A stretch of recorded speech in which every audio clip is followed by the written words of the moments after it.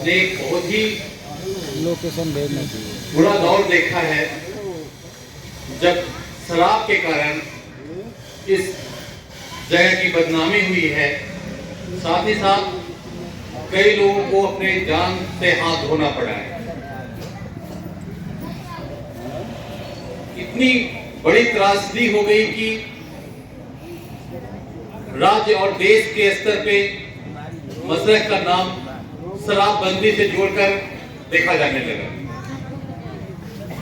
शराबबंदी के बहुत सारे सामाजिक और आर्थिक दुष्परिणाम होते हैं जो पिछली बार आप लोगों ने देखा होगा, इस बार भी देखा गया।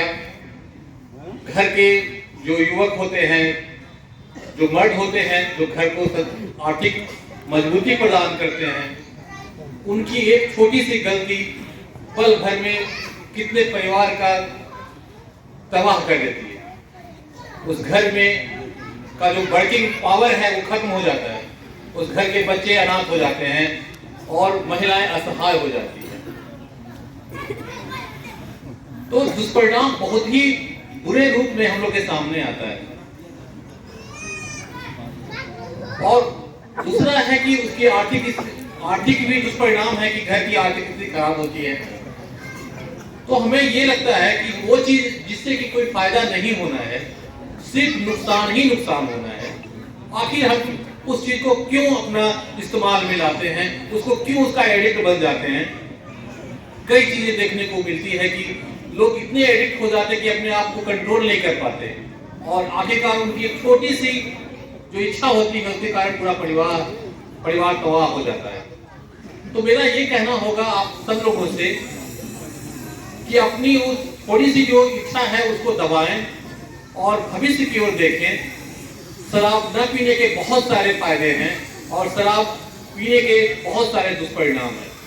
तो हम बौद्धिक जीव हैं, मनुष्य हैं, हमारे पास इतनी समझ होनी चाहिए कि क्या हमारे लिए जरूरी है और क्या हमारे लिए जरूरी नहीं है, किससे हमारे बच्चों का भविष्य बन सकता है, किससे हमारा परिवार आगे बढ़ सकता है और किन चीजों से हम पीछे चले जाएंगे।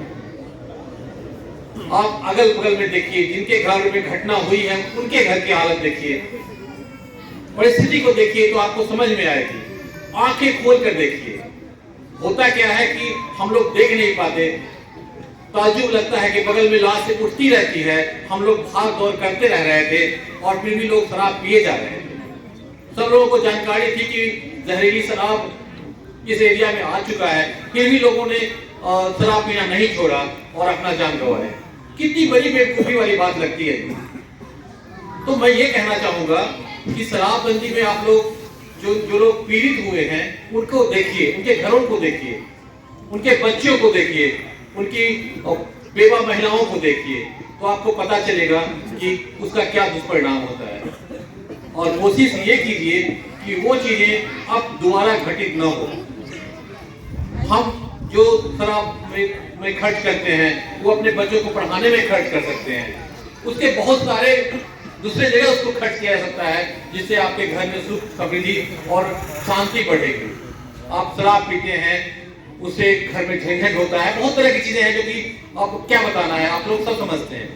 तो मैं जो पुरुष हैं उनसे आग्रह करूंगा कि इन सारी चीजों को समझें, आसपास में जो घटनाएं हुई है उससे सीख लें और दोबारा उस चीज को कभी न सेवन करने का शपथ खाएं। हम लोग सारे अधिकारी यही पंचायत के जनप्रतिनिधि तो सरकार ने कानून बना दिया, जब तक हम लोग जागरूक नहीं होंगे तब तक ये सही ढंग से क्रियान्वयन नहीं होगा, इसका रिजल्ट सही ढंग से नहीं मिल पाएगा। और शराब का जो दुष्प्रभाव है ये सबसे पहले ये परिवार को खाता है। कलह, झगड़ा, झंझट, मारपीट और गलत विचार को उत्पन्न करता है ये शराब। हम चाहेंगे कि सबसे पहले हम लोग जागरूक हों और इस शराबबंदी का जो पॉजिटिव रिजल्ट है इसको देखें। इससे आर्थिक रूप से भी लोग जो है कम क्षति हो रहा है। जैसे कि शराब में जो दिहाड़ी मजदूर है 500 रुपया कमा के आते हैं, जो 300 400 का वो शराब पी लेते हैं, घर में जो है 100 रुपये देते हैं, घर में कलह का कारण बनता है, झगड़ा झंझट। हम चाहेंगे कि हम लोग जागरूक हों। इस स्वास्थ्य में भी बुरा प्रभाव पड़ रहा है, बीमार पड़ रहा है, लीवर, किडनी, हार्ट, हर तरह से शरीर को नुकसान दे रहा है। तो पारिवारिक रूप से भी हम लोग जो है ना इसमें जो है कला का शिकार बनते हैं, आर्थिक रूप से बनते हैं, सामाजिक रूप से भी हमको नुकसान पहुंचता है।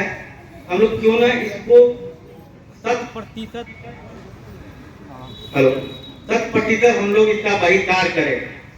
कहीं भी ये तो आप लोग जानते हैं कि शराबबंदी में बिहार में शराब का निर्माण नहीं हो पा रहा है, तो कुछ लोग इसका जो है गलत मतलब कि जहरीली शराब का निर्माण करके मतलब बनाकर इसको जो है चुरा छुपा के बेच रहे हैं। जो नहीं जान रहे हैं वो खरीदते हैं, पीते हैं, और कुछ लोग का जो है जहरीली शराब से मृत्यु भी हुई है। हम चाहेंगे कि जितने भी हैं यहाँ पर महिला लोग, आप लोग इस पर पहल करें और पहल करने के बाद 100% जो है इसका बहिष्कार करें। आप लोग के आगे बढ़ने से ये सही ढंग से जो है शराबबंदी लागू हो पाएगा। धन्यवाद। कार्यक्रम रखा गया है खास के शराबबंदी को लेकर। यहाँ मंच पर उपस्थित सभी जनप्रतिनिधि, समाज सेवी, बुद्धिजीवी एवं दर्शक दीर्घा में बैठे समाज के प्रबुद्ध लोग, महिलाएं, बच्चे, बुजुर्ग, छात्र, नौजवान, किसान, मजदूर, सभी को मैं इस कार्यक्रम में उपस्थित होने के लिए मैं हार्दिक अभिनंदन करता हूं, बहुत बहुत धन्यवाद करता हूं। मैं पानापुर थाना से चलकर यहाँ आया हूं। हमारे साहब का कार्यक्रम है यहाँ। आज इस कार्यक्रम में आप लोग उपस्थित हुए हैं, बहुत ही अच्छा कार्यक्रम है। लोग जागरूक होंगे तो आगे बढ़ेंगे। सबसे पहले मैं कहना चाहता हूं यहाँ के समाज को, आप अपने बच्चे को अच्छी शिक्षा दें ताकि आपके बच्चे अच्छी शिक्षा देकर और अच्छा कार्य करें। अगर अच्छी शिक्षा नहीं होगी तो वह गलत रास्ते चलेंगे, जिसके कारण वह शराब के या अन्य नशा के शिकार हो जाएंगे। आपका घर परिवार बर्बाद हो जाएगा। इसलिए सभी से अनुरोध है, आप अपने बच्चे को अच्छी शिक्षा दें, अच्छा संस्कार दें, ताकि वह स्वस्थ, शिक्षित और सुदृढ़ समाज को बनाएंगे। जय हिंद, जय भारत, जय